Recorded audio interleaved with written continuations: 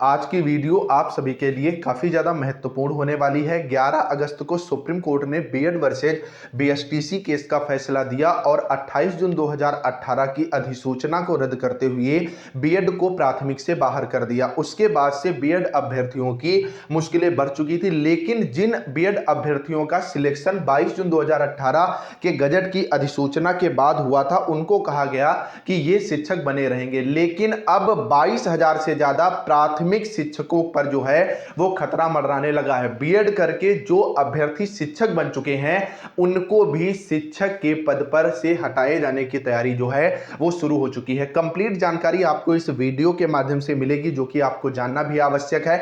आप लोग वीडियो में लास्ट तक बने रहिएगा और चैनल पर नया है तो चैनल को भी आप लोग सब्सक्राइब जरूर कर लेना। तो आप यहां पर देखोगे बड़ी अपडेट है, बीएड डिग्रीधारी 22,000 प्राथमिक शिक्षकों को हाई कोर्ट से जो है वो राहत नहीं मिली है और नए सिरे से अब पदों को भरना होगा। आप देख सकते हैं बड़ी अपडेट है कि सुप्रीम कोर्ट के आदेश का हवाला देकर अब नौकरी पर भी जो है वो संकट मंडरा गया है। राज्य सरकार के अधीन प्राथमिक स्कूलों में बीएड डिग्री पर नियुक्त करीब 22,000 शिक्षकों की नौकरी पर संकट के बादल मंडराने लगे हैं। पटना हाईकोर्ट ने पहली से 5वीं कक्षा तक के शिक्षकों को कोई राहत नहीं दी और अगर ये शुरुआत बिहार राज्य के अंदर से हो जाती है तो फिर यूपी और अन्य राज्यों में भी जो डीएलएड के अभ्यर्थी हैं पीछे नहीं रहने वाले हैं और बीएड अभ्यर्थियों को नौकरी से हटना ही पड़ेगा। कोर्ट ने कहा है कि संविधान के अनुच्छेद 141 के तहत हाई कोर्ट को सुप्रीम कोर्ट के फैसले को मानना है। ऐसे में बीएड डिग्रीधारी प्राथमिक विद्यालयों में शिक्षकों के पद पर नियुक्त होने के पात्र नहीं है। मुख्य न्यायाधीश न्यायमूर्ति के विनोद चंद्रन और न्यायमूर्ति राजीव राय की खंडपीठ ने